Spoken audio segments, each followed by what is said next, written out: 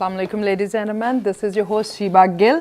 और आज का जो हमारा टॉपिक है that is about the exports of Pakistan के कोविड-19 के बाद पूरी दुनिया में जो है एक्सपोर्ट्स किस तरह से इफेक्ट हुई हैं। इन पर्टिकुलर आज हम बात करेंगे कि पाकिस्तान की जो एक्सपोर्ट्स हैं वो हम देख चुके हैं कि 2014 और 2015 में 25 बिलियन तक टच कर चुकी हैं। अभी जो करंट सिनेरियोज जा रहे हैं और जो फिगर्स हम देख रहे हैं they are hovering around to 18 billion USD for the whole of the exports बड़ी बुरी तरह से मुतासर हुई हैं और किसी भी कंट्री के बैकबोन होते हैं। और उसमें हमने एक बड़े विविड चेंजेस जो हैं वो देखे हैं कि जब हमारी अगर हम पिछले एक डेकेड का रिव्यू कर लें तो उसमें भी हमें नज़र आता है कि जब एक डिक्टेटरशिप का पीरियड रहा है वहाँ पे सिचुएशन बहुत डिफरेंट रही और हमने देखा कि बड़ी हायर साइड पे गई हमारी जो एक्सपोर्ट्स थी। जबकि जब डेमोक्रेटिव हमारी गवर्नमेंट्स चल रही होती हैं तो तब हमें ज़रा एक्सपोर्ट्स डिक्लाइन की तरफ नज़र आती हैं। इन चीज़ों पे बात तो करेंगे। हमारे पास जो आज एक्सपर्ट्स का पैनल मौजूद है उसमें हमारे आज के पहले मेहमान जो मौजूद हैं सुहेल अशारी साहब जी, फॉर्मर प्रेसिडेंट भी रह चुके हैं LCCI के और उनका जी बड़ा वेस्ट एक्सपीरियंस है overall import exports and whole business and economy पे। सो उनसे बात करेंगे। उनके साथ साथ हमारी आज की दूसरी मेहमान जो मौजूद हैं मिसेस नाज़रा तस्कीन हमारे साथ मौजूद हैं। वो जी स्पेशल इकनॉमिक्स जोन LCCI को देख रही हैं, उसकी स्टैंडिंग कमेटी को। उसके साथ साथ जी एक्सपोर्ट्स और इंपोर्ट्स पे भी उनका एक वेस्ट एक्सपीरियंस है, रोज़ के इंट्रैक्शंस हैं उनके और EC मेंबर भी रह चुकी हैं वो LCCI की। हमारे आज के तीसरे मेहमान जो हैं फॉर्मर प्रेसिडेंट हैं LCCI के और जी वो फॉर्मर चेयरमैन भी रह चुके हैं टाउनशिप इंडस्ट्रियल जोन के। उसके साथ साथ उन्होंने बहुत ज़्यादा अपने बिजनेस में जो उनकी की पॉइंट है आज के लिए that is he is an exporter. So we gonna discuss very key points कि वो किस तरह से एक्सपोर्ट्स को देखते हैं और उनकी एक्सपर्टीज़ और उनका जो पर्सनल एक्सपीरियंस है राइट नाउ वो कैसे है और एक्सपोर्ट्स को हम किस तरह से कोप करेंगे। मलिक ताहिर जावेद साहब और हमारे लास्ट मेहमान आज के जो हमारे साथ मौजूद हैं वो भी जी अभी चेयरमैन हैं प्याफ के और उसके साथ साथ जी LCCI में बड़ा गोल्डन एरा उन्होंने गुजारा और अगेन जो एक्सपोर्ट्स के साथ और फिर इंपोर्ट के जो इश्यूज़ हैं एज अ चेयरमैन मैनेजमेंट में भी और एज अ बिजनेस पर्सन भी उनकी बहुत सी इसमें जो हैं खिदमात भी हैं और सलाहियात भी हैं। तो हमारे आज के जो लास्ट मेहमान मियां नुमान कबीर साहब। सर अस्सलाम वालेकुम to everybody and welcome on the show. मैं शुरू करूंगी सुहेल अशारी साहब से और बड़ा की पॉइंट जो हम बात कर रहे थे कि 2014-15 में जब हमने पीक देखा सर 25 अराउंड बिलियन के करीब US डॉलर्स में हम लोग पहुंचे एक्सपोर्ट्स में। हमने देखा कि जो डिक्टेटरशिप जब चल रही है तब एक्सपोर्ट्स हमारे ज़रा हायर साइड पे रहे, ज़रा नहीं एक विविड चेंज नज़र आया और जब हमारी डेमोक्रेटिव स्टेट चल रही होती है तब डिक्लाइन होता है। इसकी क्या बेसिक वजूहात है? बिस्मिल्लाहिर्रहमानिर्रहीम। देखिए बुनियादी वजह तो यही होती है कि डिसीशन मेकिंग जो हो रही होती है, पॉलिसी मेकिंग जो हो रही होती है डिक्टेटरशिप में वो concentrated into very few hands होती है और वो बड़ी तेज़ी से जल्दी से और ऑप्टिमाइज्ड किस्म की डिसीशंस हो जाती हैं। डिसीशन चाहे सही हों या गलत हों उनकी टाइमिंग बहुत ज़रूरी अफेक्ट करती है। आप इसी तरह से देख लीजिए ना कि चाइना की जो तरक्की का राज है वो यही है कि वहाँ पे जमहूरियत नहीं है और उनकी डिसीशन मेकिंग बहुत फास्ट है। और फिर दूसरी सबसे बड़ी बात है कि काफ़ी हद तक चाइना की अगर मिसाल ली जाए तो करप्शन जो है ना वो बहुत लो होती है और डिक्टेटरशिप में भी ऐसा ही होता है कि जो क्योंकि आम आदमी उस वक़्त सारा कुछ ही नल एंड वाइड हुआ होता है कोई असेंबली नहीं, कोई बेसिक डेमोक्रेसी नहीं, कुछ भी नहीं, तो करप्शन का लेवल किसी हद तक कम हो जाता है जिसकी वजह से एक्सपोर्ट्स जो हैं वो बढ़ जाती हैं। दूसरा ये कि जो दुनिया की ताकतें हैं वो खुद तो जमहूरियत पसंद है मगर दूसरे मुल्कों के लिए वो चाहते हैं कि एक सिंगल आदमी हो जिसके साथ वो डील कर रहे हों ताकि उनकी जो पॉलिसीज़ हैं वो जो हमारे थर्ड वर्ल्ड कंट्रीज़ हैं, लेस एफिलेंट कंट्रीज़ हैं, वो फॉलो कर सकें। तो उनको डिक्टेटरशिप शूट करती है और फिर वो डॉलर्स भी उसी तरह से लोन भी देते हैं, ग्रांट्स भी देते हैं और बाकी चीज़ें करते हैं। मगर जमहूरियत में चूँकि हर डिसीशन ने असम्बली से पास होना है, सेनेट से पास होना है और बड़ी डिबेटें उस पर होनी हैं तो उसकी वजह से फिर चीज़ें जो हैं वो बॉक डाउन हो जाती हैं। सर अगर I am sorry to interrupt you, अगर हम इस चीज़ को देखें तो क्या हम उस वन पॉलिसी एजेंडा को अडॉप्ट करके इसको डेमोक्रेसी में इम्प्लीमेंट नहीं कर सकते?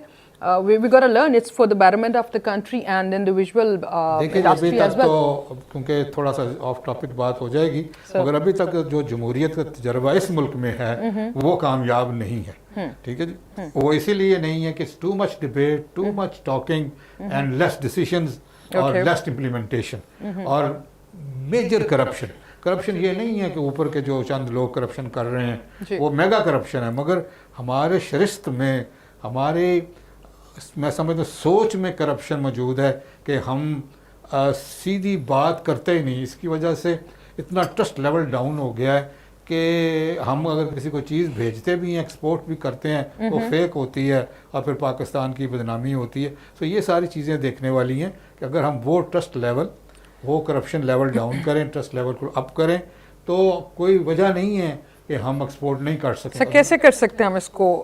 हम इस चीज़ पे डिबेट भी करते हैं और हम समहाउ एग्री भी कर रहे हैं कि okay this is how it is. हमने इसको ओवरकम कैसे करना है? देखिए मैं समझता हूँ कि कोविड-19 का जो बेस्ट लेसन है वो यही है कि हमने अपने एटीट्यूड, अपने रवैये और अपनी सारी जो बैड प्रैक्टिसेस हैं वो छोड़ के हमने गुड प्रैक्टिसेस अपनानी है, ताकि हम फिर दोबारा से ये जो फ्लाई व्हील हमारा रुक गया इसको हम धक्का लगा के तो रीस्टार्ट कर सकें। अदरवाइज मैं नहीं समझता कि ये मुमकिन ही नहीं है कि ये, क्योंकि देखिए सारा ग्लोबल हो रहा है। एग्जैक्टली ये सिर्फ पाकिस्तान सिर्फ फेक चीज़ें नहीं बना रहा, दुनिया सारी फेक चीज़ें बना रही है और इसीलिए पेंडेमिक भी ये जो है वो भी यूनिवर्सल है और ग्लोबल है। और चूंकि अब ग्लोबलाइजेशन का दौर है, हमें सबसे पहले तो ये देखना है कि दूसरी दुनिया की मुल्कों को क्या चीज़ चाहिए, हम क्या बना सकते हैं, हमारा स्ट्रेंथ क्या है, उनका स्ट्रेंथ क्या है, और हमारी जितनी एक्सपोर्ट्स की पॉलिसीज़ हैं from transportation to custom clearance और क्वालिटी, क्वांटिटी, टाइम पे delivery, so this all things matter now कि आप ये सारी चीज़ों को अपनाएं और हुकूमत आपको फैसिलिटेट करे, कोई रेड टेपिज्म ना हो, कोई आपको रुकावट ना हो। और मुझे नहीं, मैं नहीं समझता कि हम भी अपनी एक्सपोर्ट्स को 25 बिलियन क्या हम 50 बिलियन पे भी लेके जा सकते हैं, मगर हमने quality product, good prices and timely delivery बहुत ज़रूरी है एक्सपोर्ट्स के लिए। Definitely sir, we agree. हमारी जो मेहमान मौजूद हैं हमारे साथ, नासा तस्कीन साहब। मैम आपसे मैं ये पूछना चाहूँगी कि जो बात अभी लाशारी साहब कह रहे हैं कि हमें इन चीज़ों को एलिमिनेट करने की ज़रूरत है और हमें इनको स्ट्रॉन्ग करना है। अगर हम एक कंपैरेटिव देख रहे थे कि डेमोक्रेसी में और डिक्टेटरशिप में जो डिफरेंस आ रहा था, है वो चीज़ तो नहीं। अगर हम डेमोक्रेटिक कंट्री प्रॉपरली नहीं भी बन पा रहे, फिर भी हमने इसको जो है वो मैनेज करना है और अपने पाकिस्तान के लिए इसको एक्सेल करना है, तो कैसे कर सकते हैं हम? पहले तो मेरा ख्याल है कि इख्तिलाफ राय की तो इजाजत जी बिल्कुल है, जी बिल्कुल है। मैं समझती हूँ कि डेमोक्रेसी जो है ना, इससे बेहतरीन कोई चीज हो ही नहीं सकती। डिक्टेटरशिप जब भी आई उसने पाकिस्तान को 10 साल पीछे धक्का दिया है। एक्सपोर्ट्स बेहतर कर गए हैं, पर कभी किसी एक पीरियड में एक्सपोर्ट्स बेहतर हुई होंगी, अदरवाइज तो पाकिस्तान हमेशा 10 साल पीछे ही है। जब भी वो हटाया है, डिक्टेटरशिप हटी है, तो फिर उसके कॉन्सिक्वेंसेस जो हैं वो डेमोक्रेटिक गवर्नमेंट से उनको सफर करना पड़ता है और वो फिर सारा जो जनरल पब्लिक है वो करती है। इसलिए डेमोक्रेसी के ऊपर तो हमें इस चीज पे, डेमोक्रेसी को पाकिस्तान में कंटिन्यूएशन नहीं मिली है। सबसे बड़ा ड्रॉबैक हमारे पीछे रहने का ये है। इंडिया में आपके ख्याल में क्या वजह है कि वो तरक्की कर ली है? वहाँ जो मर्जी होता हो इंटरनली, वहाँ पर गवर्नमेंट जो है वो स्टेबल आती है तो अपना टाइम पूरा करती है। पाकिस्तान में तो कभी हमने टाइम ही नहीं पूरा करने दिया। नहीं, पिछले कुछ गवर्नमेंट से तो चल रहा है, एक दो एरा जो है वो हमारे गुजरे। जी सिर्फ दो गवर्नमेंट्स गुजरे जी। अगर आप देखें डेमोक्रेटिक टाइम पीरियड कम है और डिक्टेटरशिप का टाइम पाकिस्तान में ज्यादा है। आप अयूब के ज़माने में कुछ कह सकते हैं कि पाकिस्तान की तरक्की के लिए काम हुआ था, बाकी क्या हुआ था? मुशर्रफ का एरा मैंने खुद देखा है, अपने होश में देखा है, बिल्कुल प्रैक्टिकली काम करते हुए देखा है। हमने बहुत सारी चीज़ों में बहुत नुकसान उठाया है। हमने उस वक्त जो हमारी एक इंडस्ट्री ने बूम किया था वो थी हमारी टेलीकम्युनिकेशन, और हमने उसमें भी बाहर से लोगों को बिल्कुल दूसरी कंपनीज ने आके जी उस पे काम किया। बिल्कुल जी, इसलिए ये वाली चीज़ से मैं वैसे एग्री नहीं करती। यहाँ पर जिस चीज़ की कमी है ना वो स्टैटिक पॉलिसीज की कमी है। हम पॉलिसीज को कभी भी स्टैटिक नहीं कर सके। किसी तरीके से हमें इस चीज़ के ऊपर अपनी गवर्नमेंट्स को भी फोर्स करना चाहिए कि जो पॉलिसी बनाए एटलीस्ट पॉलिसी देखें, पहले पॉलिसी 5 साल जी के लिए बनती थी, 5 साल के बाद उसकी रिवीजन होती थी, उसमें जो शॉर्टकमिंग्स होती थी उनको देखा जाता था कैसे दूर किया जाए। अभी पॉलिसी ओवरनाइट बनती है। इसकी रिसेंट एग्जांपल मैं आपको दे सकती हूँ। आजकल आप बहुत सुन रहे होंगे कंपनीज ऑर्डिनेंस के अंदर रातों रात अमेंडमेंट्स हो गए। एग्जैक्टली 2.5 साल लगे थे कंपनी लॉ को अमेंड करते हुए, जो 1984 का था, और 6 दिन के अंदर अंदर हर चीज को बाईपास करके, इसलिए कि उसमें वो अपनी मर्जी की सारी चीजें डलवानी थी। तो मर्जी किन की चलती है? अगर डेमोक्रेसी है और डेमोक्रेसी में भी इस तरह के ओवरनाइट चेंजेस आते हैं और फिर इतने के आप अपने जो है कानून के साथ कभी भी अमेंडमेंट्स करते हैं और अपनी मर्जी की करते हैं, और जो गवर्नमेंट आती है वो अपनी मर्जी की तरमीम करके चले जाते हैं, ये कब तक चलेगा? और फिर हम ये जो मड स्लिंगिंग है इससे कब निकलेंगे? मैं यहाँ पर मैं आपको बताऊँ कि इस वक्त जो हमने ऊपर टॉप पे लोग बिठाए हुए हैं, स्टेट बैंक का प्रेसिडेंट वो है और SECP का जो चेयरमैन है, या इस तरह की पोजीशंस के ऊपर हमारे पास कौन लोग बैठे हुए हैं? कौन लोग बैठ सकते हैं? बैठना तो लोकल, आपके पाकिस्तान में कोई टैलेंट की कमी तो नहीं, बिल्कुल है, लेकिन हम बाहर से इम्पोर्टेड लोगों को बिठा के बैठे हुए हैं। क्यों बिठाते हैं मैम? सारी पोजीशंस पे जी ज्यादा बात ओपन हो जाएगी तो फिर आपका प्रोग्राम खराब हो ना, that's fine, that's fine, democratic country है जी, कोई मसला नहीं। इस वक्त भी हम इनडायरेक्ट एक डेमोक्रेटिक गवर्नमेंट हमने सामने शो पीस के तौर पे रखी हुई है। हम डेमोक्रेटिक गवर्नमेंट नहीं चला रहे। आपके हर डिपार्टमेंट में इस वक्त कोई ना कोई जो बैठा हुआ है ना हेड, उसको जरा आप खुद माशाल्लाह मीडिया की बंदी है तो जरा एक्सप्लोर कीजिएगा, देखिएगा और सोचिएगा कि ये क्यों है, इसके consequences.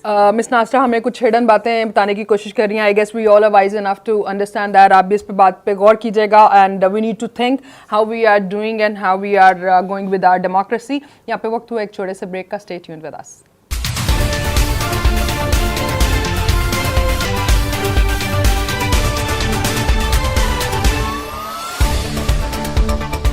Welcome back after the break. और जी हमारे जो आज के बड़े एक्सपर्ट और फॉर्मर प्रेसिडेंट जो हैं मलिक ताहिर साहब हमारे साथ मौजूद हैं। Sir welcome on the show. Malik साहब जो हैं जी ऑटोमोबाइल इंडस्ट्री के पायनियर्स में हैं, जो कि एक्सपोर्ट्स कर रहे हैं। ऑलरेडी जो दुनिया में एक ट्रेंड था वो था चाइना और जापान जो है उनसे ऑटोमोबाइल और इस इंडस्ट्री को फ्रो काफ़ी ज़्यादा मिला, बट पाकिस्तान में पायनियर्स में हैं जिन्होंने इस चीज़ की एक्सपोर्ट शुरू की। सर आपकी एक्सपर्टीज और आपका ये जो ऑटोमोबाइल की आपने एक्सपोर्ट शुरू की, हाउ हैज इट बीन, और जो हमारा ट्रेड फ्लो और पॉलिसीज हैं अभी currently, how do you see that? बिस्मिल्लाहिर्रहमानिर्रहीम, थैंक यू वेरी मच। ये जो माशाल्लाह आप प्रोग्राम करंट अफेयर्स पे कर रहे हैं, I really appreciate that and thank you for inviting me once again. A very vibrant and a very sensitive topic you have chosen today. देखिए बात यह है कि किसी भी मुल्क की रीढ़ की हड्डी जो है ना वो या इंपोर्ट है या एक्सपोर्ट है, ये दोनों चीज़ें होती हैं। और इस वक्त पाकिस्तान जो चल रहा है वो एक्सपोर्ट की जो पेमेंट आती है, because you need dollars, foreign exchange आपको चाहिए होता है। इसके बाद आपको हमारे जो पाकिस्तानी हैं वो बाहर गए हुए हैं, मैं उनको भी एक्सपोर्टर ही समझता हूँ। उनकी 19 बिलियन डॉलर पेमेंट आती है। और जो हमारा डेफिसिट है वो फिर इंपोर्ट जो है जो आता है उसके बाद वो बदकिस्मती से ओवर द इयर्स ये जैसे आपने फिगर कहा है कि export has been declined from 26-25 billion से नीचे अब 18 बिलियन पे आके खड़ा हो गया है। और ये इतना डैमेजिंग है कि जिस वक्त आपके मुल्क की एक्सपोर्ट कम होती है तो आपकी बारोइंग जो है वो बढ़ जाती है। और वो जो 6 बिलियन का डेफिसिट है उसने आपकी इकोनॉमी को तकरीबन, मैं ये समझता हूँ कि उसने क्रिपल किया। और फिर डॉलर की जो पाकिस्तान में सिचुएशन है वो भी इतनी अनस्टेबल और इतनी फ्लक्चुएटिंग है कि वो अब आप देखें कि अभी कुछ ही अरसे में आज 168 पे डॉलर खड़ा हो गया। ठीक है, मेरे लिए तो बड़ा बेनिफिट है क्योंकि मैं एक्सपोर्टर हूँ। ओके, मगर जिस वक्त आपने रीपेमेंट करनी है, जिस वक्त आपने दुनिया के अंदर जब आप इंपोर्ट करते हैं तो वहीं पे आपकी कॉस्ट जो है, इनपुट कॉस्ट जो है वो आपकी बहुत ज़्यादा बढ़ जाती है। अच्छा, अब मैं थोड़ी सी बात ये करूँगा क्योंकि मैं एक्सपोर्टर हूँ और अल्हम्दुलिल्लाह 3000 कंपोनेंट जो है मैं एक्सपोर्ट करता हूँ ऑल ओवर द वर्ल्ड। और ये मैं इसमें कहना चाहूँगा कि ठीक है, ओवर द ईयर्स मुझे कोई 18 साल हो गए मैं एक्सपोर्ट कर रहा हूँ। मुझे गवर्नमेंट ने किसी किस्म की फैसिलिटी नहीं दी। Self-help. मेरी जी it's a self help. It's a self help. और वो जो मैंने एग्जीबिशंस किए हैं उसके अंदर जितने फंड्स इश्यू हुए हैं वो सारे मेरी तरफ से मैंने अपनी मेरी कंपनी ने दिए हैं। और मुझे इसमें कोई खार नहीं है या मुझे इसमें कोई रिग्रेट नहीं है, मगर मुझे एक चीज़ का रिग्रेट ये ज़रूर रहता है कि जी गवर्नमेंट जो है वो जैसे एक टेक्सटाइल सेक्टर है, 2-3 और सेक्टर्स हैं, उसको बेतहाशा फैसिलिटीज़ दे गई हैं और उनका रिजल्ट जो है ओवर द ईयर्स उनकी इनकम इतनी नहीं आई।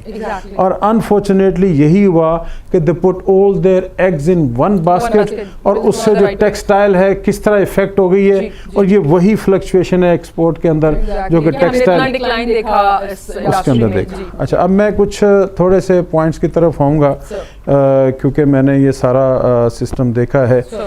हमारी जो पॉलिसीज हैं इसको हमने इम्प्रूव करना है, ये मेरी पर्सनल बात नहीं है, हमने पाकिस्तान के लिए करना है। क्योंकि मेरा बस चले तो मैं तो सारी मिनिस्ट्रियों को तोड़ के एक ही मिनिस्ट्री बना दूं, एक्सपोर्ट मिनिस्ट्री, जिसके अंदर एक ही बंदा बैठा हो, एक ही डिसीजन मेकर हो, ना उसके अंदर टी टैब हो, ना उसके अंदर कोई और डिपार्टमेंट हो। मैं उनके पास जाऊं, वो एक scream line, one window operation मेरे सामने बैठी हो और मैं कहूँ कि ये मैं एक्सपोर्ट कर रहा हूँ, वो मेरे मसले उस वक्त हल कर दे। ये नहीं हो रहा, ठीक है ना। राइट सर, मैं यहाँ पे ऐड ऑन करना चाहूंगी कि आप जैसे भी बात कर रहे थे कि फाइनेंशियल असिस्टेंस तो गवर्नमेंट की तरफ से पर्टिकुलरली इस फील्ड को तो बिल्कुल नहीं मिली। नहीं ठीक है, आप मिली है, मगर इसके अंदर प्रॉब्लम्स नॉट वर्थ। इसके अंदर फॉर एग्जांपल ये ERF1 है जो कि आपको प्री शिपमेंट आपको मिल सकता है। इसमें स्टेट बैंक अच्छा रहा है, मैं ऐसे बात करूँ।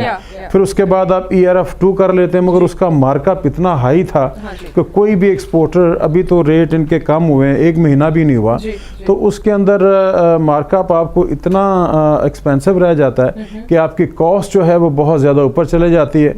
और बहुत से एक्सपोर्टर्स हैं वो जो उसको बेनिफिट उसका ले ही नहीं सके, ठीक है। बाकी जो बैंक्स का एटीट्यूड है वो अच्छा नहीं है, ठीक है। बैंक्स एक्सपोर्टर्स के साथ इतने फ्रेंडली नहीं हैं। आप अगर बैंक से कोई ERF1 लेने चले जाते हैं, ERF2 लेने चले जाते हैं, या एक कंपनी है जिसको अपनी हिम्मत से कोई ऑर्डर मिल भी जाता है एक्सपोर्ट का, वो बेचारा कर नहीं पाता, इसलिए कि उसको कोई सपोर्ट नहीं है। इसलिए मैंने कहा कि एक्सपोर्ट की मिनिस्ट्री जो है एक अलहदा ही हो जो कि उसकी बंदे की हेल्प कर सके। एक्सपोर्ट पॉलिसीज में कौन सी ऐसी चीजें हैं which are basically assisting to the exporters and which could be done?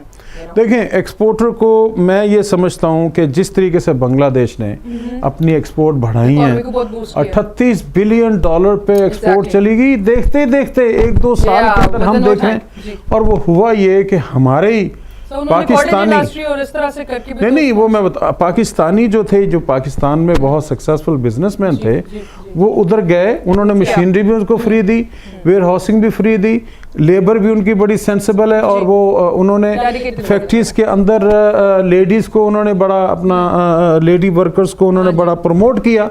और उन्होंने कहा जी अगर किसी लेडी वर्कर का कोई मामला है तो उनको स्कूल बना दिए उसी फैक्ट्री के अंदर, उनको डे केयर सेंटर उसी के अंदर बना दिए। इस वक्त आपकी जो टेक्सटाइल की जो एक्सपोर्ट है वो हमारे रीजन के अंदर सबसे ज़्यादा उसकी बांग्लादेश की जा रही है, and they are increasing and they are number second in the world right now for their ready-made garments. Exactly. So which is like very alarming कि चाइना के बाद बांग्लादेश, जिसने भी कुछ साल पहले हमारे से वजूद में है, अभी उनके सेकंड नंबर पे हैं जो टेक्सटाइल। कॉटन हम बनाते हैं, नहीं देखे ना बदकिस्मती कितनी है कि कॉटन हम बनाते हैं, एक्सपोर्ट कॉटन प्रोडक्ट वो कर रहे हैं। ये कितनी मतलब हम क्या लगे हुए हैं, हम धागा बना के उसको एक्सपोर्ट कर देते हैं। उसी की जो यहाँ पे स्टिचिंग यूनिट्स हैं, स्टिचिंग जो यूनिट्स हैं यहाँ पे, वही कामयाब नहीं रहते। वो क्यों कामयाब नहीं रहते stitching unit?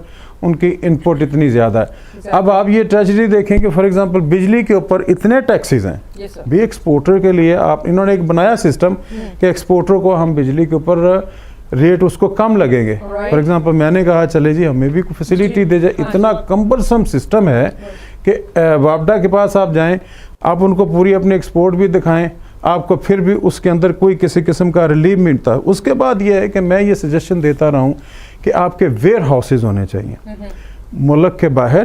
For example Dubai के अंदर या किसी UK में या किसी भी मुल्क के अंदर वेयर हाउसिंग जो है वो हमारा टी टैप, उस टी टैप का जो रोल है Exactly. वो तकरीबन मेरे हिसाब से नेगेटिव है। अगर वो चाहते कि हमारे मुल्क के एक्सपोर्ट को बढ़ाया जाए तो they could have done something. एक तो उन्होंने गवर्नमेंट की आपने बात की कि गवर्नमेंट पॉलिसी इन्होंने नहीं किया। उसके बाद हमारे फॉरेन अफेयर्स, फॉरेन जो हमारे अटैचीज़ हैं जो फॉर एग्जांपल बाहर के मुल्क में इसलिए बैठाए जाते हैं कि आप अपना एक्सपोर्ट को बढ़ाएं, यहाँ पे जो लोकल बिजनेसमैन हैं उनकी सपोर्ट करें।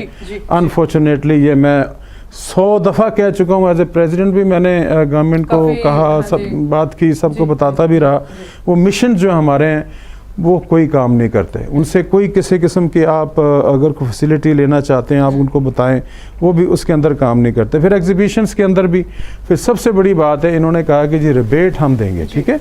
अब रिबेट जो है वो सिर्फ टेक्सटाइल को मिलता है। अब मैं 2 साल से रो रहा था कि जी ये जो हमारी इंजीनियरिंग इंडस्ट्री है इसको भी रिबेट दिया जाए। अब मैं वैसे कहना चाहता हूँ और मैं स्टेट बैंक के गवर्नर साहब को मुबारकबाद भी देता हूँ उनको, I thank him as well, कि उन्होंने कोई 1 या 2% उन्होंने कहा कि चलें जी हम इस सेक्टर को भी सपोर्टिव एंड दिया। और वो सारा अपना लंबा चौड़ा प्रोसीजर है तो वो उन्होंने उसको उन्होंने वो भी कर दिया। अब रिबेट जो है मेरा ख्याल है कि ये थोड़ा सा उस तरफ भी शुरू हो जाएगा। तो मसला ये है कि उस इंडस्ट्री को उठाएं, यहाँ पर बेइतिहाशा इंडस्ट्री है।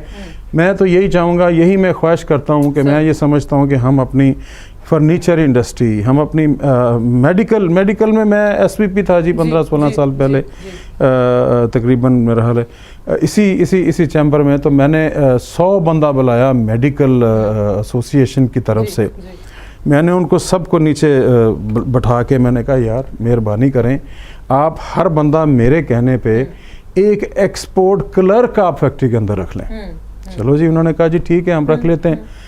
आज मुझे लोग मिलते हैं, आपको पता है मेडिसिन की कितनी हमारी एक्सपोर्ट बढ़ गई है 15-16 साल के बाद। आज मुझे वो अप्रिशिएट करते हैं। तो यही मैं हुकूमत को कहता हूँ, खुदारा आप मुझे, चलो मुझे आपने तगमा तो नहीं दिया आज तक, मैंने इतनी एक्सपोर्ट आपको दे दी हर साल, इतनी जो कि देना चाहिए है जी।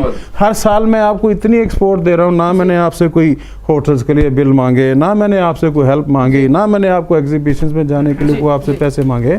तो ये there are so many things I can carry on बहरहाल मेरा एग्जैक्टली। हमारे साथ जी PAF के चेयरमैन मियां नुमान साहब बैठे हैं। सो नुमान साहब, जो एक्सपोर्ट रिस्ट्रिक्शंस की हम बात कर रहे हैं कि इस तरह की रिस्ट्रिक्शंस हैं और उससे बिजनेस में डिस्ट्रप्शन भी हुई है और प्राइसेस इंक्रीज भी हम देख रहे हैं, तो how do you think about it and how we can coop it up? Thank you so much Sheeba, आपने मेरे ख्याल बहुत ही इंटरेस्टिंग डिबेट है और इसमें आप भी और मियां शफकत अली साहब भी काबिल मुबारकबाद हैं कि उन्होंने इस मौजू पे thank you so much sir. Thank you. इस पे हम बहुत अरसे से बात कर रहे हैं, लेकिन मेरे ख्याल अगर मैं सबने बड़े अच्छे, लशारी साहब ने, मैडम तस्कीन ने, मलिक ताहिर साहब ने बड़े मुदब्बराना अंदाज में इस पे इज़हार ख्याल किया, और अगर मैं इसको सम अप करूँ तो मेरे ख्याल ये आप अगर सिर्फ कपड़े खरीदने मार्केट में जाएंगी तो आप उसी क्वालिटी के कपड़े उसी दुकान से खरीदेंगी जहाँ सबसे सस्ते मिल रहे हैं और आपको अच्छी सर्विस मिल रही है। तो अब once when we call this a global village, तो पूरी दुनिया में प्रोडक्ट जहाँ सबसे सस्ती होगी, सबसे अच्छी क्वालिटी की मिलेगी, अच्छी सर्विस देगा, दुनिया उस मुल्क में जाएगी। हम जिस मुल्क का कॉस्ट ऑफ डूइंग बिजनेस या कॉस्ट ऑफ प्रोडक्शन जिसकी सबसे ज्यादा होगी उधर लोग तवज्जो नहीं देंगे। ये एक सीधी सादी एक है बात। एक्सपोर्ट्स हमारे मुल्क में जो नहीं बढ़ रही उसके तो हमें ये भी देखना है एक्सपोर्ट पॉलिसी जो लोग बना रहे हैं क्या वो एक्सपोर्टर्स हैं। अनफॉर्चुनेटली हमारे यहाँ एक्सपोर्ट पॉलिसीज बनाता है वो ब्यूरोक्रेट, वो बाबू जिसने जिंदगी में कभी कोई एलसी का डॉक्यूमेंट हाथ में पकड़ के नहीं देखा। हमने तमाम मामलात उन ब्यूरोक्रेट्स के हाथ में दिए हुए हैं जिनको प्रैक्टिकली कोई नॉलेज ही नहीं और कोई इल्म ही नहीं एक्सपोर्टर की तकलीफ का। और मेरा हमें लगता है जावेद साहब ने बिल्कुल सही कहा है कि जब तक वो लोग जो खुद इन्वॉल्व हैं, वो खुद ट्रेड अटाशीज नहीं बनेंगे, वो TDAP के चेयरमैन नहीं बनेंगे, वो EPB में खुद जाके नहीं बैठेंगे, तब तक बहुत मुश्किल है कि ये तमाम जो बॉटलनेक्स हैं इनको दूर किया जा सके। मैं आपको एक छोटी सी मिसाल दूंगा और ख्वाहिश भी ये होती चाहिए कि जितने भी लीडिंग एक्सपोर्टर्स हैं, ख्वाह वो मल्टीनेशनल्स हैं जो पाकिस्तान में काम कर रहे हैं, उनको हम एक लीडर के तौर पे, एक अपने हम मॉडल के तौर पे पेश करें पूरी दुनिया के आगे और उनको बताएं और अपने बिलखुसूस मुआशरे को कि पाकिस्तान में ये वो लोग हैं जो बहुत सा पैसा कमा भी रहे हैं एक्सपोर्ट करके, और इस पैसा कमाना कोई बुराई नहीं, Exactly, और sir. हम उनको बल्कि पब्लिकली उनको अप्रिशिएट करें, Sir. और ताकि और लोग उनको आहिस्ता आहिस्ता फॉलो Motivate. करें। जी जी जहाँ हम एक्सपोर्ट्स की बेहतरी की बात करते हैं, हमें ये भी देखना चाहिए कि हमने इंपोर्ट्स को कैसे कम करना है। जी जी शीबा पिछले 10-15 सालों में बिलखसूस जब शौकत अजीज साहब की दौरे हुकूमत था, जी, जी। तो पाकिस्तान को जानबूझ के एक कंज्यूमर इंपोर्ट बेस्ड इकोनॉमी बनाया गया। एग्जैक्टली हर चीज इंकरेज की गई कि Import इंपोर्ट की जाए, आप जी। आज बड़े बड़े डिपार्टमेंटल स्टोर्स में जाकर देखें, आपको इंपोर्ट आइटम बिला मुबालगा मिलियंस ऑफ डॉलर्स की चॉकलेट्स और चीज और Exactly. दूध और जूस और जैमे और चटनियां यही नजर आती जी हैं। जी किस कदर हार्ड अर्न हमारा एक्सपोर्टर्स का $5 है, जो कि हम चटनी और सॉसें खा के खत्म Very करते हैं। right. ऐसे ही है। कितने बिल्कुल दुख की बात है। Sir. Very आई right. थिंक ये पॉलिसी मेकर्स को बहुत इंपॉर्टेंटली देखना चाहिए कि हमने अपना इंपोर्ट बिल कैसे कम करना है, और लग्जरी प्रोडक्ट्स को तो बिल्कुल बैन कर देना चाहिए एग्जैक्टली कि एग्जैक्टली पाकिस्तान में वो नहीं आ सकती। जी। और उसके साथ साथ हम देखें जो एक्सपोर्ट्स में जो पाकिस्तान को जिन पे बेनिफिट है, जो लो हैंगिंग फ्रूट्स हैं हमारे, जी, हम उनको किस ज़्यादा से ज़्यादा एक्सपोर्ट कर सकें, जिनमें बिलखसूस हमारी एग्रीकल्चर प्रोडक्ट्स हैं, उनको हमें ज़्यादा इनकरेज करना चाहिए ताकि वो हों। आखिरी बात मैं ये कहना चाहूँगा कि हम अटके हुए हैं पिछले 70 साल से 4-5 प्रोडक्ट्स पे और 5-10 मुल्कों पे। Exactly. वही टेक्सटाइल, वही सर्जिकल प्रोडक्ट्स, वही हैंडमेड कार्पेट्स, वही लेदर जो हम छोटी जी, स्कूल की किताब में वही, छोटे होते हाँ पढ़ते जी। थे, आज तक हुकूमत बिल्कुल फैसिलिटी उसी देती पे है है। तो सिर्फ उन्हीं को देती और है, थोड़े से sports goods and all sports goods. और वही मुल्क है America, Europe, Saudi Arab, China, Gulf. हमने सारा ईस्ट जिसमें जी। Australia, New Zealand, Taiwan, We're not trying Indonesia, even. वो छोड़ दिया हमने, जी। रशिया ऊपर छोड़ जी। दिया हमने, साउथ अमेरिका, अफ्रीकन कंट्रीज। जी हमें मेरे ख्याल नई प्रोडक्ट्स को भी ढूंढना है और Okay. नए मुल्कों को भी ढूंढना Very है, well advised. ताकि नई जगहों पे जाएं और अपनी नई प्रोडक्ट्स हैं। Exactly. जब हमारा तो हमारे मैडम market साहब ज्यादा trap ही बताते नहीं हैं, हमारे कर रहे। हैंडीक्राफ्ट्स ही नहीं मान, जी, हाँ जी। हम तो अपने हैंडीक्राफ्ट से अगर एक्सपोर्ट करना शुरू करें तो पूरी दुनिया में बहुत बड़ी जी। मांग है उसकी। आपको हैरत होगी, हिंदुस्तान से दुबई में कई लाख डॉलर के गजरे ही सिर्फ एक्सपोर्ट होते हैं। ये जो मोतिया का गजरा जी, होता है, जी। हर हफ्ते जहाज भर के जी। गजरों के जा रहे बिल्कुल ऐसे हैं, ही। और दुनिया बहुत पसंद कर रही है। हाँ जी हाँ जी मतलब मैं हॉलैंड की मिसाल तो नहीं दूंगा, वो बहुत बड़ी मिसाल हो जाएगी जिस तरह वो फ्लावर जी, एक्सपोर्ट tulips कर रहे हैं, हैं, और जी। किस तरह पूरी दुनिया में वो छा गए हैं सिर्फ फ्लावर्स एक्सपोर्ट करके। Exactly. तो आई थिंक पाकिस्तान के पास भी बहुत बड़ी एज है और हम जरूर ये कर सकते हैं। और बहुत सी प्रोडक्ट हैं जो हमारी बड़ी Exactly. Hand to hand demand में है, बट हम लोग उसको प्रॉपरली अभी ले जा ही नहीं पा रहे उस जगह। वेरी ट्रू जी। सर बातों का सिलसिला जारी रखेंगे। हमारे पास जो हमारा एक्सपर्ट्स पैनल है उनसे मजीद कोई डिस्कशन करेंगे एक्सपोर्ट्स पे और किस तरह से हम इसको बेहतरी की तरफ लेके आ सकते हैं। यहाँ पे वक्त एक छोटे से ब्रेक का। Stay tuned.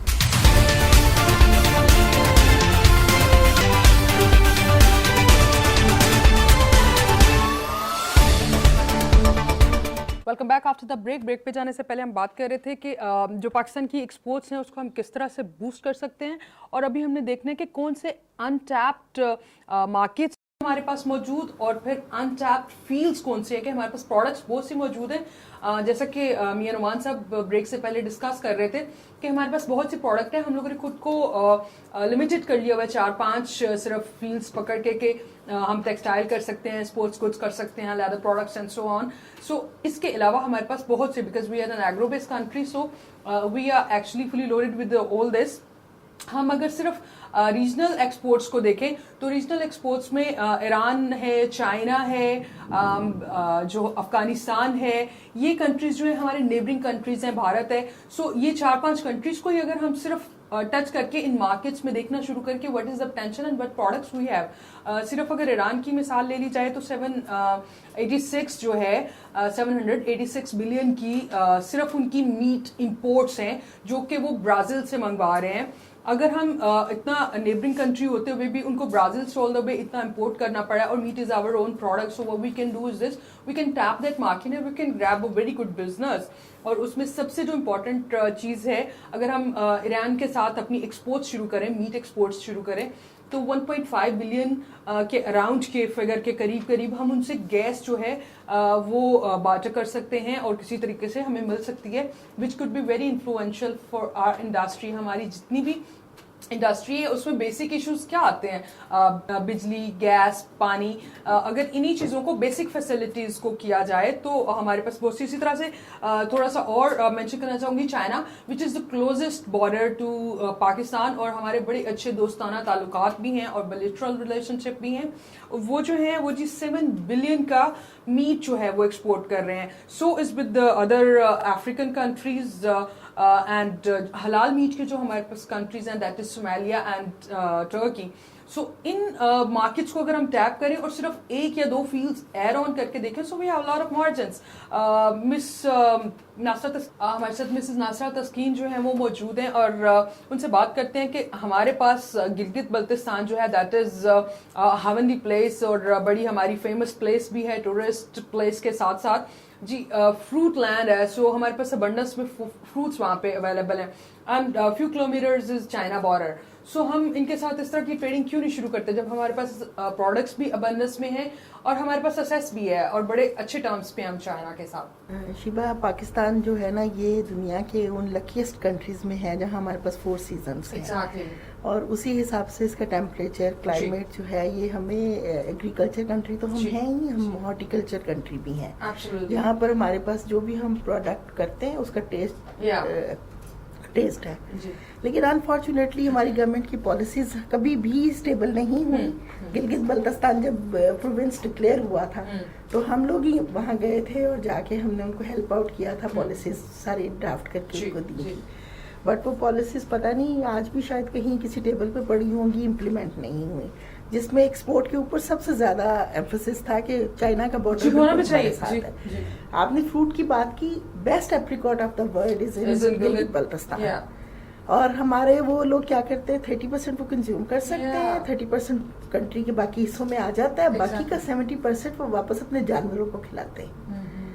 कुछ लोगों ने वहाँ पर इस पे थोड़ी सी वर्किंग की, उन्होंने कोई इससे हर्बल कॉस्मेटिक्स और ये चीजें बनानी शुरू की।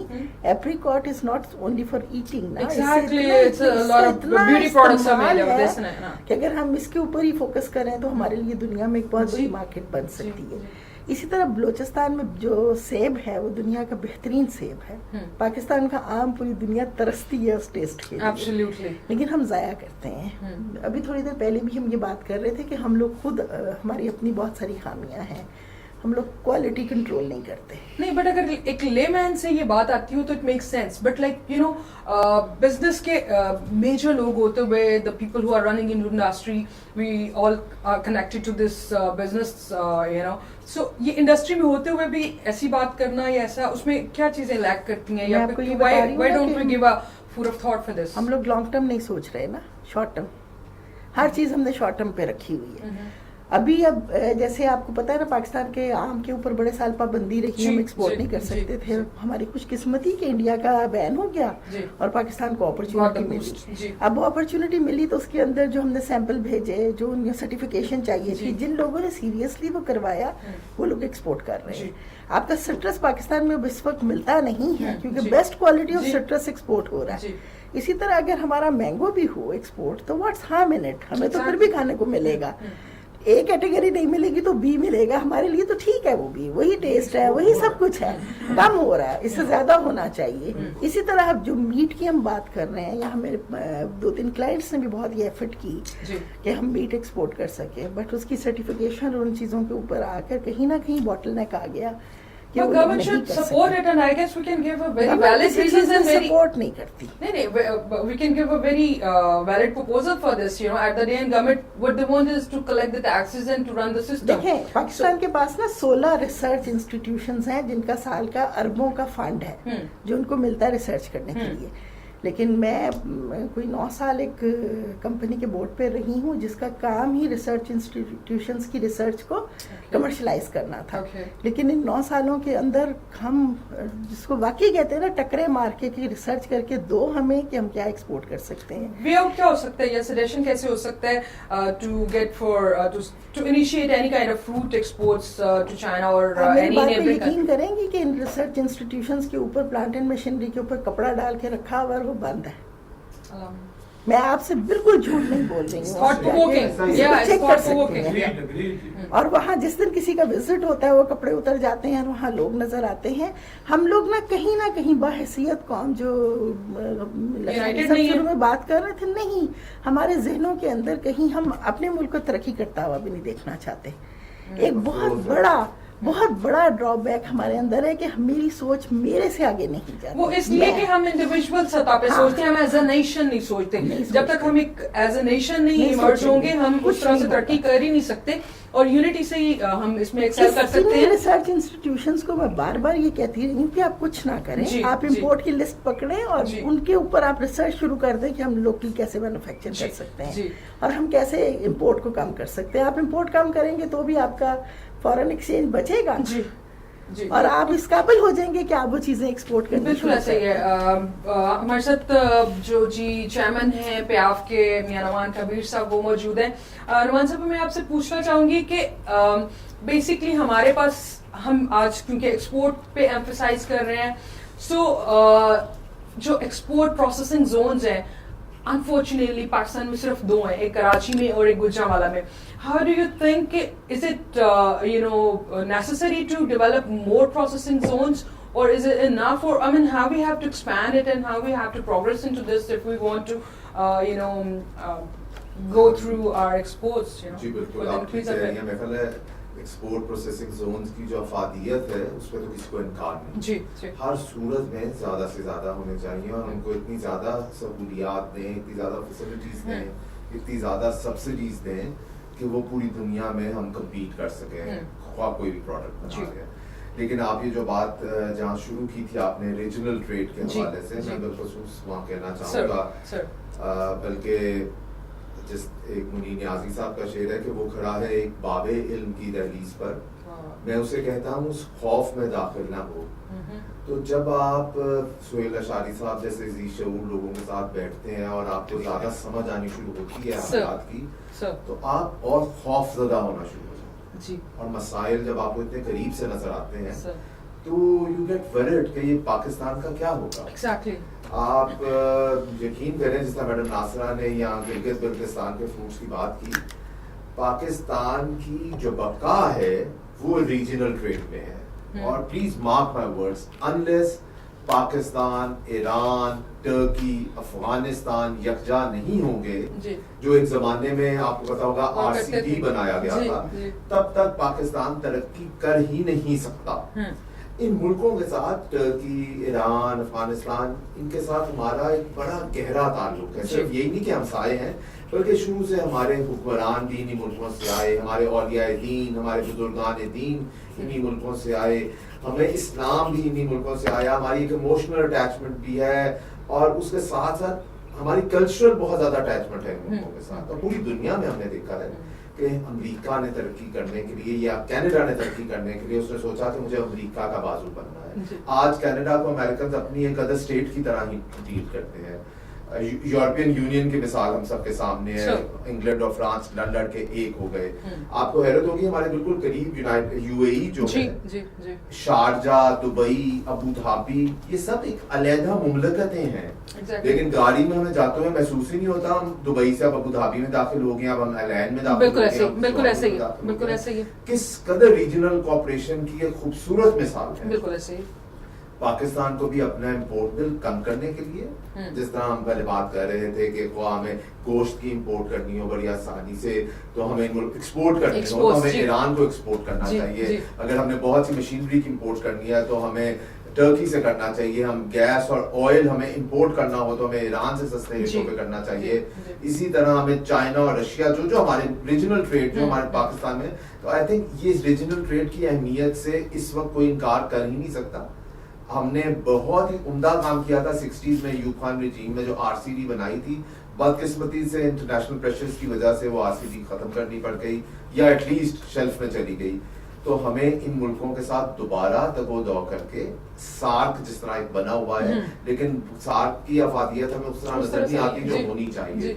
तो आई थिंक इसको बड़े इफेक्टिव अंदाज में जब तक हम नहीं करेंगे तब तक हम अपने एक्सपोर्ट्स भी बेहतर नहीं कर सकेंगे और इम्पोर्ट बिल भी रिड्यूस नहीं। नुमान साहब, आप किस तरह से कोई 2-4 पर्टिकुलर फील्ड्स, जैसे हम बात कर रहे हैं मीट की, फूड सी एंड सो जो हम इमीडिएटली इनिशिएट कर सकते हैं with exports to other countries और अनटैप्ड जितनी भी मार्केट है, बिकॉज़ लो हैंगिंग फ्रूट्स हैं जिनको हम टैप बहुत आसानी से कर सकते हैं, वो तो एग्रीकल्चर प्रोडक्ट्स हैं, हॉर्टिकल्चर प्रोडक्ट्स हैं, हमारे फ्रूट्स हैं, हमारी टेक्सटाइल ने बहुत ज्यादा तरक्की की, तो इनको तो हम इमीडिएटली कर सकते हैं। हैंडमेड कार्पेट्स हैं जिस तरह, इनको तो इमीडिएटली किया जा सकता है। इसी तरह हमें इंपोर्ट करना हो तो ईरान से एलपीजी गैस है, तेल है, जो कि ईरान मिन्नतें कर रहा है, खुदारा बिजली तो हमें मुफ्त में बलूचिस्तान में देने को तैयार है, हमसे बिजली ले लो, और हम नहीं दे रहे। हमारा अगर हमने मीट का दूसरे मुफ्त की चीज पसंद नहीं है पाकिस्तान को, आई डोंट नो, हमें अगर इस टाइम हम मीट में थोड़ा सा कुछ काबिल हुए हैं तो लाहौर के करीब जो लगा हुआ है मीट प्रोसेसिंग प्लांट, वो भी ईरान ने ही मदद करके हमें लगाया। तो आई थिंक हमें इन मुल्कों के साथ अच्छे मरासम पैदा करने हैं, और जो आपने बात की कि हमें जो फौरी तौर पे क्या टैप किया जा सकते हैं, तो आई थिंक ये 5-6 चीजें हैं जिनसे हम अपने इम्पोर्ट बिल भी कम कर सकते हैं और एक्सपोर्ट बिल फौरन बढ़ा सकते हैं। Thank you so much Numan साहब। मलिक साहब हमारे साथ मौजूद है। मलिक साहब, एक्सपोर्टर्स के आप पायनियर्स और ऑटोमोबाइल इंडस्ट्री के इन पर्टिकुलर कौन से ऐसे कंट्रीज हैं जिनको हमने कभी टच ही नहीं किया, बट वहाँ पे बड़ी पोटेंशियल मार्केट जो है हमारे पास मौजूद है, और हम इन पर्टिकुलर ऑटोमोबाइल इंडस्ट्री और फिर रैंडम जो 2-4 कुछ इंडस्ट्रीज पकड़ के हम इमीडिएटली जिसमें अपनी एक्सपोर्ट शुरू कर सकते हैं?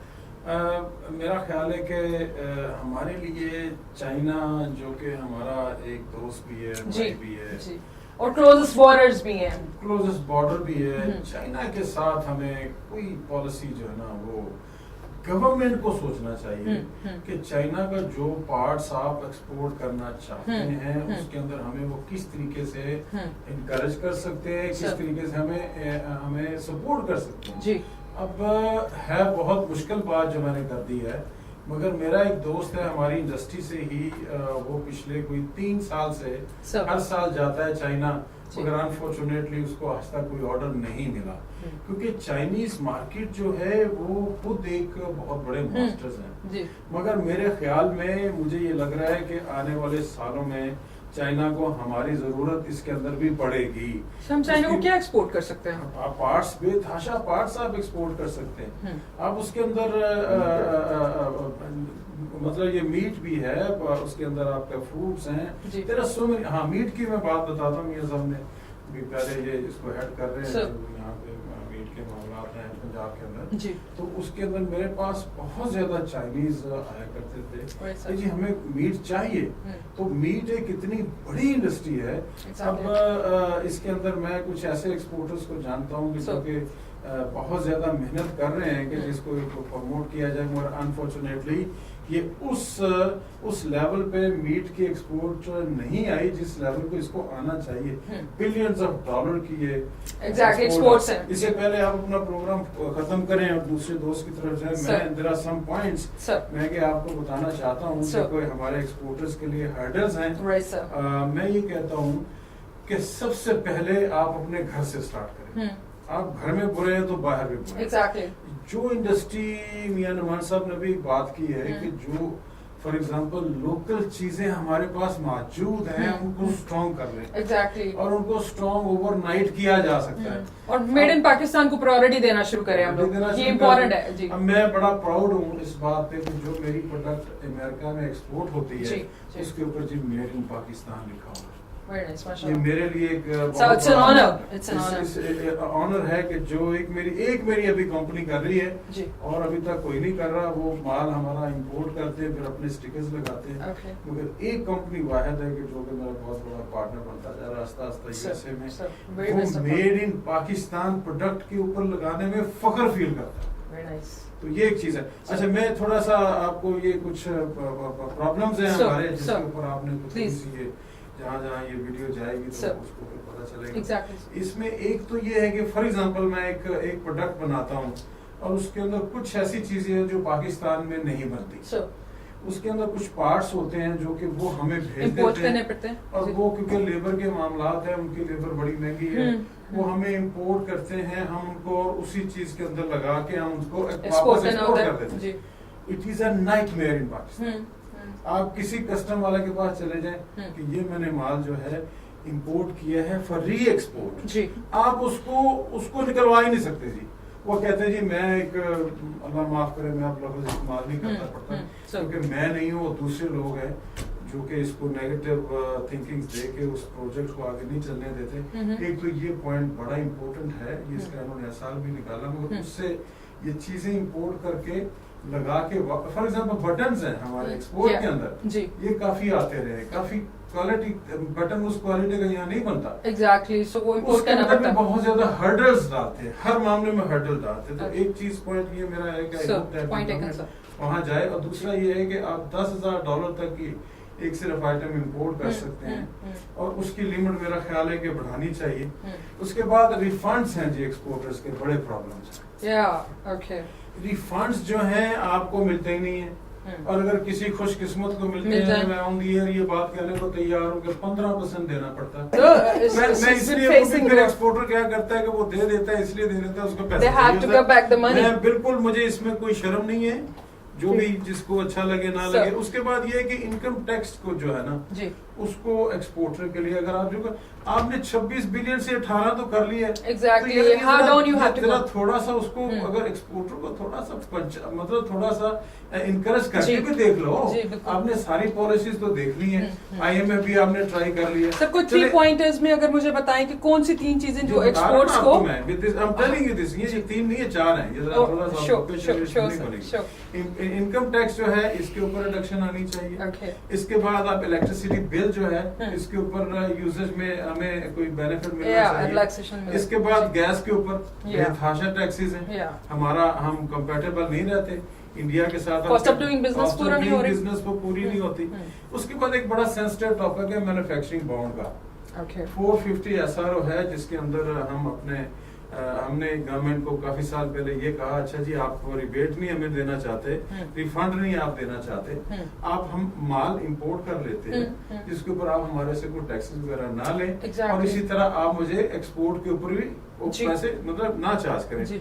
अब वो इतना कभी एक दिन मैं तो चाहूंगा कभी आप इसके ऊपर भी एक प्रोग्राम कर Sir. लें। इतना कम्बरसम सिस्टम है ये कि इसमें कस्टम्स डिपार्टमेंट इन्वॉल्व है और बड़े डिपार्टमेंट हाँ जी। इन्वॉल्व है, जो आप हम सब दोस्त यही एक बात चाहते हैं कि वन विंडो ऑपरेशन पे चीजें आ जाए तो थिंग्स विल बी और जैसे इजी। अभी इन्होंने शेयर भी सुना दिया अपना मेरे नुमान साहब ने। दोस्त नुमान जी, साहब ने, जी।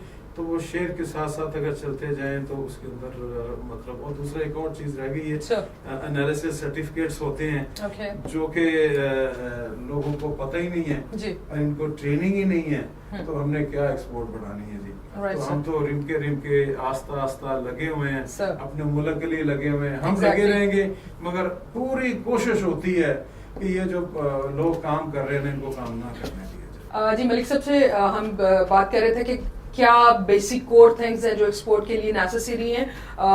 मजीद इस बात पे हम गुफ्तगू करें, बट उससे पहले मैं चाहती हूँ कि मिसेस नासर तस्कीन हमारे साथ मौजूद है। मैम हम बात कर रहे थे अनटैप्ड मार्केट जो है हमारे पास, उसको किस तरह से टच कर सकते हैं और हमारी जो इमीडिएट स्टार्ट कर सकते हैं प्रोडक्ट्स जो हमारे पास अवेलेबल है। How do see that like इसमें हम एक बहुत इंपॉर्टेंट चीज़ को हमेशा ही मिस करते हैं, जी। उसको तो हमारी गवर्नमेंट ने भी एज एन इंडस्ट्री कभी भी नहीं रिकग्नाइज किया, और वो पाकिस्तान की हैंडीक्राफ्ट्स हैं। इसके अंदर मेरा अपना पर्सनल एक्सपीरियंस है कि Absolutely. China is a very big market for जी, हमारा जी, हैंडीक्राफ्ट्स, जी। और हमारा जितना क्राफ्टमैन है जी। वो अपने ही तौर पे चाइना के अंदर इतनी हैंडीक्राफ्ट भेज रहा है कि अभी ये कोविड के अंदर उनकी सारी वो एग्जीबिशंस कैंसिल हो गई हैं, और उसकी वजह से पूरा हमारा सिल्लावली बांध है, चनियोट शहर बांध है, गोजरा बांध है, जहाँ जहाँ ये हमारी हैंडीक्राफ्ट ज्यादा बनती हैं वो सारे शहर बंद पड़े हैं कि जाना तो सब वहाँ पे था जी, सामान। जी, जी। इटली में मैंने एक स्टोरी देखी थी, जी।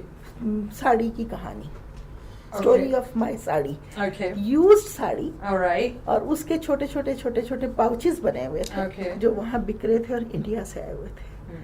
और मैम पाकिस्तान आपका पर्सनली बड़ा एक्सपीरियंस है और आपकी ट्रैवलिंग भी बड़ी वेस्ट रही है थ्रू द वर्ल्ड, सो आपने सारी मार्केट्स में हमारे हैंडीक्राफ्ट्स की डिमांड भी देखी होगी, फिर भी हम उस तरह से एक्सेल नहीं कर पाए, जो कि आपने अभी जिक्र भी किया कि आपका पर्सनल भी चाइना में आना जाना और आपका इसका भेजना भी चल रहा है, तो इस एक्सपोर्ट्स को बूस्ट किस तरह कर सकते हैं हम? गवर्नमेंट थोड़ा सा सपोर्ट करे ना। क्या support? क्राफ्टमैन को ही नहीं सपोर्ट करता। यहाँ गवर्नमेंट ऑफ पंजाब जो प्रीवियस थी, उन्होंने एक काम शुरू किया था कि उन्होंने जितने हमारे क्राफ्ट्समैन थे उनको स्मॉल लोन्स देने शुरू किए थे, 3 लाख से 5 लाख तक इंटरेस्ट फ्री लोन। एक भी डिफॉल्ट नहीं हुआ, Okay. सारे लोन वापस हुए।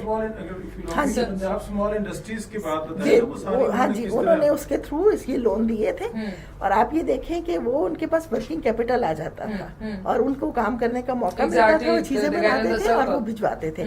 अभी हमें कोई नहीं मिलता एक्सपोर्ट करने के ऊपर, कोई फ्रेट में कोई बेनिफिट, कहीं एग्जीबिशन है तो स्टॉल्स में। हमने तो ट्रीडैप को एक वाइट एलिफेंट बनाया हुआ है। उसने ये जो वहाँ फ्री स्टॉल मिलते हैं, ये यहाँ लाखों में बेचते हैं। मतलब इनको चाइना में बहुत सारी लोगों को exhibitions सपोर्ट पे करने की हमारी- बजाय they are earning from the people and you know the individual और आपको इन चीजों को इतना ज्यादा सपोर्ट और प्रमोट करना चाहिए। हमारी ब्लू पॉटरी देखिए, Right. हम क्यों नहीं टर्की की उसको बैन करते जी, हैं? हम जी। मार्केट में जाके टर्की की ब्लू पॉटरी खरीद Purchase कर रहे रहे हैं, हैं, जी। ईरान की खरीद रहे हैं और अपनी हम कहीं बनने नहीं देते। लेकिन उसके अंदर भी डिपार्टमेंट्स का मैं आपको बताऊं कि वो चूंकि ब्लू पॉटरी जी, पे जी, कोई काम वो मेरे घर में भी एक बच्चा जी, करता है। जी, जी।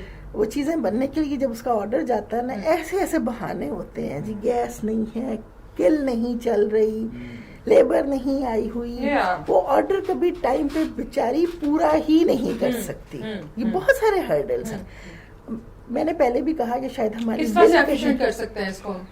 मेरा ख्याल है कतरा कतरा पानी गिराते रहना चाहिए, कभी तो अच्छा। वो अपना असर दिखाएगा। लेकिन Yeah. इन सारी इसको कम से कम एज एन इंडस्ट्री जरूर गवर्नमेंट को रिकॉग्नाइज कर देना चाहिए। जी, जी। और फिर दूसरी जो है, हमारी यूरोप में हमारी हैंडीक्राफ्ट की डिमांड है, अमेरिका में हमारा सॉल्ट इतना जाता है, जो हमारे सॉल्ट लैंप्स हैं, आप उनके साथ साथ उनकी मार्केटिंग के लिए जो टैक्स हैं कि उनकी जो हेल्थ में है अफादियत, वो देखें। मतलब श्रीलंका के अंदर हमारी ब्लू पॉटरी के ऑर्डर साल से बुक हुए होते हैं। वो साल के बाद उनको पता होता है कि डिलीवरीज होंगी, Exactly. लेकिन वो बुक हुए होते हैं। जी, बड़ा वैलिड पॉइंट कि हमारे जो पाकिस्तान के हैंडीक्राफ्ट्स हैं वो बहुत ज़्यादा इंपॉर्टेंट हैं और उनकी बड़ी ज़्यादा डिमांड भी है, बट जो एक उसको अभी तक इंडस्ट्री की रिकग्निशन भी नहीं मिली, और फिर जो हर्डल्स हैं उसके मैन्युफैक्चरिंग में और फिर उसकी मार्केटिंग और स्ट्रैटेजीज और इस तरह से बूस्ट नहीं मिल पा रहा। जो हमारी बिजनेस इंडस्ट्री है वो ये चाहती है कि इसको एक रिकग्निशन मिले, हैंडीक्राफ्ट्स इन पर्टिकुलर, और फिर इसको थोड़ा सा जो बैकअप सपोर्ट है गवर्नमेंट की तरफ से वो मिला चाहिए, सो दैट कि वो इसको इस इंडस्ट्री को भी रिप्रेजेंट कर सकें थ्रू आउट द वर्ल्ड। सो बातों को सिलसिला जारी रखेंगे एक छोटे से ब्रेक के साथ।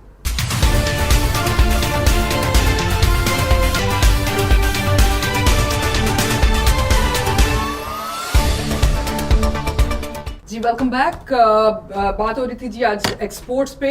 हमारे साथ सुहेल अशारी साहब मौजूद हैं, उनसे बात करें। हम बात कर रहे थे कि कौन सी अनटैप्ड मार्केट्स हैं और कौन सी हमारी प्रोडक्ट्स हैं जिनको हम इन्फ्लुएंशली फौरी तौर पर स्टार्ट कर सकते हैं और गवर्नमेंट की तरफ से उसकी क्या सपोर्ट हो सकती है। सुहेल अशारी साहब, आप इसको किस तरह देखते हैं और कौन से फील्ड्स हैं जिनको हम फौरी तौर पर शुरू कर सकते हैं for the betterment of Pakistan? देखिए, सबसे पहली बात तो जो मलिक साहब ने भी की और नुमान साहब ने भी की, it seems that for many years the government and the business community is not on one page. और जो वन विंडो ऑपरेशन की बात करते हैं उसका मकसद ही यही है कि अगर हुकूमत हमें और कुछ भी नहीं दे सकती तो फिर स्टेशन तो दे सकती है ना। हम नहीं उनसे कुछ भी और मांगते, मगर कम अज़ कम अपनी रेपुटेटिज्म और अपनी जो कम्बरसम पॉलिसीज़ हैं उनको तो रिव्यू कर सकती है ना, स्टेक होल्डर्स के साथ बैठ के। इसको मैं अक्सर कहता हूँ पब्लिक प्राइवेट डायलॉग। अब मैं आपके सवाल की तरफ आता हूँ कि कौन से प्रोडक्ट्स हैं, कौन से मुल्क हैं। देखिए, दुनिया अब जितनी भी ग्लोबलाइज्ड हो जाए, मगर चूँकि रीजन में ट्रांसपोर्टेशन कॉस्ट कम पड़ती है, पेरिशेबल आइटम को टाइम मिल जाता है कि पहुँच जाते हैं, क्योंकि जल्दी पहुँच जाती है चीज़, तो रीजनल ट्रेड पे तो किसी को एतराज़ नहीं है। बट अनफॉर्चुनेटली चूँकि इंडिया एक बहुत बड़ा प्लेयर है इस रीजन में, साउथ एशिया में, तो वो चूँकि कॉर्डियल रिलेशनशिप नहीं है पाकिस्तान के उनके साथ, तो वो बहुत सी हिंड्रेंसेस जैसे सार्क में भी क्रिएट होती हैं, वो है। अदरवाइज हम समझते हैं कि पूरा जो हमारा रीजन है, इवन ताजिकिस्तान भी हम गए डेलीगेशन लेके, और हम इसी तरह बाकी के भी जो मुल्क हैं, हमने ईरान डिस्कस किया, हमने अफ़गानिस्तान डिस्कस किया। अब इनमें हिंड्रेंस क्या है? प्रॉब्लम यह है कि ईरान को हम बहुत सा राइस भी इस वक्त भेज रहे हैं और उनसे बहुत तेल स्मगल हो रहा है। तो बात यह है कि ईरान पे जो सैंक्शंस हैं, so you are not allowed to do in dollars. अब बात यह है कि करंस ना कोई ईरान में हमारा बैंक है, ना ईरान ने अब तक हमें यहाँ कोई बैंक खोला है। तो जब तक दोनों मुल्कों में अपने अपने बैंक्स नहीं हो जाते तो ये ट्रांजैक्शन जो है वो बहुत मुश्किल है, और फिर वही हुंडी से और दूसरे तरीके से पैसे आते हैं। तो ईरान के साथ और अदरवाइज़ दुनिया के साथ भी देखिए, चाइना के साथ भी आपका 16 बिलियन का इंपोर्ट है और तकरीबन कोई 3 बिलियन की एक्सपोर्ट है। तो इतना ट्रेड डिफिसिट है। तो होना ये चाहिए, मैं बहुत इसको प्रोजेक्ट कर रहा हूँ, और इस वक्त चाइना ने अमेरिका के साथ शुरू भी कर दिया कि उसी करेंसी में काम करें जो आप दोनों की करेंसी है। तो हमें भी युआन में चाइना को पेमेंट करनी चाहिए कि हम डॉलर से आज़ाद हों। देखिए डॉलर इस वक्त बढ़ता चला जा रहा है, मगर युआन स्टेबल है। तो हमें ये पाकिस्तान ने एक दफ़ा बात की भी थी कि हम एनर्जी स्वैप करेंगे, यानी करेंसी स्वैप करेंगे। तो हमें उस तरफ आना चाहिए ताकि हम एनर्जी स्वैप कर सकें। और उसके बाद जो आपका सवाल था कि भाई कौन कौन से आइटम्स हैं, प्रोडक्ट्स हैं, देखिए हमारी जो बहुत ज़बरदस्त हमारी जो ट्रेजेडी है कि हम रॉ मटेरियल अपना लोगों को दिए जा रहे हैं, जबकि हम उसको वैल्यू एडिशन करके दे सकते हैं, जिसमें मतलब वही है कि जिसमें आप देख लीजिए लाइमस्टोन है, जिप्सम है, इंडिया को जा रहा है और हम अपने पहाड़ काट काट के उनको पहाड़ दे रहे हैं, जबकि उससे हम यहाँ सीमेंट बनाया करते थे। एलोवेरा इंडिया जा रहा है, सिल्का सैंड उनके पास है ही नहीं है और हम उनको सिल्का सैंड दे रहे हैं। आप हैरान होंगे कि मुल्तान की जो अर्थ है, मुल्तान की मिट्टी भी हम उनको मिट्टी के तौर पे दे रहे हैं, जबकि हमें उसको भी वैल्यू एडिशन करना चाहिए। देखिए हम जितना मर्जी इंपोर्ट कम कर लें और हम नीचे ले आते हैं 2 बिलियन, तो हम मगर देखिए उस 2 बिलियन का डबल इफेक्ट इस तरह हो सकता है कि आप इंपोर्ट सब्स्टिट्यूशन करें, यानी कि वही चीज़ें इधर बनाएं जो आप पहले इंपोर्ट किए। नहीं कि आपने ये चॉकलेट नहीं मंगवानी है, ओके चॉकलेट यहाँ बनाएं, इसका ये मतलब नहीं है कि आप वो अपना बनाएं, और वो उसका फिर डबल इफेक्ट हो जाएगा जो आपकी फिजिकल डिफिसिट में होगा। हाँ, उस तरीके से। अब देखिए इसी तरह मतलब बहुत से आइटम हैं जो मैंने आपको कहा है, मगर जो बहुत 3 बड़े इंपॉर्टेंट पॉइंट है ना जी, वो ये है कि हम ब्रांडिंग नहीं करते अपनी। आप देखिए जब दुनिया में कोई चीज़ ब्रांड हो जाती है ना, तो उसकी कीमत 10 गुना बढ़ जाती है। हम फुटबॉल भी बेचते हैं तो सारी दुनिया में जाते हैं, मगर दूसरों के लेवल पे, हमारी ब्रांडिंग नहीं। ब्रांडिंग को फिर वही बात है, हुकूमत की तरफ बार बार जाना पड़ता है, पर उसको कोई सपोर्ट की जरूरत है। हम खुद अपना ब्रांड बनाएं कि ये मेरा, ये फिर स्टैंडर्डाइजेशन है और उसके बाद सर्टिफिकेशन है, क्योंकि दुनिया अब सर्टिफिकेशन मांगती है, स्टैंडर्डाइजेशन मांगती है, और ब्रांडिंग करने से आपकी कीमत जो है वो बढ़ जाती है। सो ये ऐसी चीज़ें हैं जो हमें करनी चाहिए। और रॉ मटेरियल जो हमारे पाकिस्तान में अवेलेबल ही नहीं है, उस पर ज़ीरो रेटेड होना चाहिए ताकि वो आए इधर, और ऑब्वियसली उससे वैल्यू एडिशन होगी, उससे कोई चीज़ बनेगी और फिर आप वो एक्सपोर्ट करेंगे, तो जैसे मैंने पहले कहा कि उसका एक डबल इफेक्ट होगा। सर जैसे ब्रांडिंग की बात कर रहे हैं तो हमारे स्पोर्ट प्रोडक्ट्स में अगर देख लें तो एडिडास, नाइकी को हमारे जो है वो प्रोडक्ट जा रही है, football all over the world जा रहा है, but there is a lack of branding, that is the thing. So how we can initiate it? Do we need to be on a strong footing और we just like after the money to get the contracts जो एक limited? देखिए आपने बात सही की है, हमें इंसिस्ट करना चाहिए कि जी हमारे ब्रांड में बिकेगा, वो चाहे $1 $2 कम प्राइस पे ले लें, मगर हमारा ब्रांड होगा। ये नहीं हो सकता कि जी आप हमसे बना के ऊपर बाटा का पट्टा लगा लें कि जी बाटा को हमने बना। आप अपना ब्रांड बनाएं और उसके ऊपर उसको बेचें। देखिए और जो बड़ी ज़रूरी बातें हैं ना जी, वो ये है कि जो हमारा एक्सपोर्ट हो रहा होता है, इसकी कस्टम क्लियरेंस पे, वैल्यूएशन पे इतने इश्यूज हैं कि वो वहाँ जाके फंस जाता है, क्योंकि वो जो अफसर वहाँ बैठा होता है उसको पता ही नहीं होता कि ये कौन सी चीज़ जा रही है, कौन सी नहीं जा रही है। इनको चाहिए कि किसी न किसी तरीके से इनकी ट्रेनिंग कराते रहें और इनको एवेल्यूएट करते रहें कि इनको उस चीज़ का पता भी है कि नहीं है। एट टाइम्स उनको HS कोड का नहीं पता होता, उसकी वैल्यू का नहीं पता होता, और चीज़ चाहे इंपोर्ट हो रही हो या एक्सपोर्ट हो रही हो, वो ख़राब हो रही होती है और पोर्ट पे पड़ी रह जाती है, ख़ासतौर पर perishable items. Exactly. Sir, 3 things which we can initiate with for exports. देखिए सबसे पहली बात तो ये है कि फिलिस्ट्रेशन हुकूमत दे और इनके जो कम्बरसम्स पॉलिसीज़ हैं, क्योंकि देखिए चीज़ स्टार्ट पॉलिसीज से ही होती है, तो आप पॉलिसीज़ को ईजी करें, क्योंकि देखिए ईज़ ऑफ डूइंग बिजनेस का मतलब ही ये है कि आप ईजी बनाते हैं चीज़ों को ताकि वो आसानी से चली जाएं और लोग खुश होकर काम करें। जैसे मैं आपको पहले भी बता रहा था कि इंपोर्ट सब्स्टिट्यूशन भी उतनी ही इम्पोर्टेंट है जितनी कि इंपोर्ट को वैसे ही रोकना है। इसमें 3 चीज़ें बड़ी इम्पोर्टेंट हैं। एक सबसे पहले तो जो हम टेलीकम्युनिकेशन पे इस वक्त सबसे ज़्यादा हम इंपोर्ट कर रहे हैं, इवन वो ऑयल से भी बढ़ गई है, तो हमें चाहिए कि टेलीफोन्स और जो ये सेलुलर नेटवर्क का इक्विपमेंट है वो सारा पाकिस्तान में बनना शुरू हो जाए बतदरीज आहिस्ता आहिस्ता, ताकि हमारा उधर से सेविंग शुरू हो जाए और लोकल ब्रांड बनने शुरू हो जाए। उसके साथ साथ पाम ऑलिव है, वो ऑयल भी चूँकि समुद्री इलाकों पे ज़्यादा होता है, साहिलों पे ज़्यादा होता है, हम जो पहले कहते हैं कि जो सुनामी ट्रीज़ लगाएं, हम क्यों ना वो पाम ऑलिव के ट्रीज हमारे सारे समुद्रों पे लगाएं ताकि वो भी हमारी इंपोर्ट कम से कम हो Aahista Aahista over the years. और उसके साथ साथ हमारा जो फॉसिल फ्यूल है, फॉसिल फ्यूल के लिए देखिए हमारा सबसे बड़ा एक दौर में यही इंपोर्ट बिल हुआ करता था। हम इस वक्त दुनिया में बहुत एक रेडिकल डिस्ट्रक्टिव चेंज आ रहा है and that is the electric vehicles. Pakistan में अभी पॉलिसी बन रही है, जहाँ तक मेरा इल्म है कि 2 व्हीलर्स और 3 व्हीलर्स की पॉलिसी बन चुकी है मगर अभी तक डिक्लेयर नहीं हुई। 4 व्हीलर की पॉलिसी अभी थोड़ी सी डिलेड है मगर वो भी आ जानी। दुनिया ने अभी सिर्फ 5 सालों के बाद कहना शुरू कर दिया है कि यूरोप के 2025 के बाद मोस्टली इलेक्ट्रिक व्हीकल्स चल रही होंगी।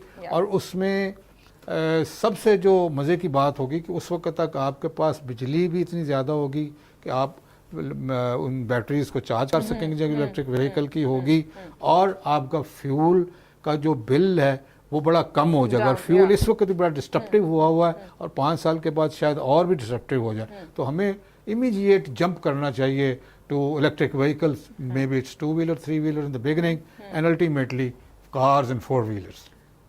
Sir thank you so much. जी, तो एक्सपोर्ट पे हम लोगों ने आज बड़ी डिटेल प्रोग्राम किया और हम लोगों ने ऐसी चीज़ें आपके साथ डिस्कस की जिस पे basically which could be the key lines for the future of our exports, और जो आज की कोर थिंग है which is like you know we just have to encourage our Pakistani products and हमें थोड़ा सा लग्जरी आइटम पे we just need to pull our socks and we just need to be committed to be Pakistani and we just need to rely on our Pakistani product। और exports में जो boost कर सकते हैं उसमें basically हम जिन lines पे focus कर सकते हैं that is our regional trades जो कि हमारे efficiently और immediately start की जा सकती है with our neighboring countries which could be India, Iran, China, Afghanistan and so on।